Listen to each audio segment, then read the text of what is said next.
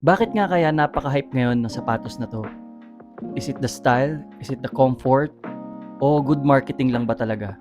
Ito nga pala si Kuya Jogs at unbox natin itong Adidas Evo SL.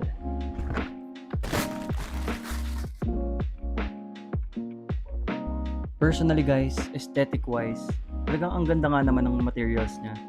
Tawak pa lang, alam mong very comfortable. Yung cushion nga daw pala na ginamit is like Strike Pro. At guys, pag hinahawakan siya, para siyang marshmallow.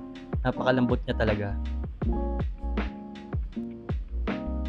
Mapapansin niyo yung kanyang traction, flat na flat siya. Tapos Continental nga pala yung rubber na ginamit.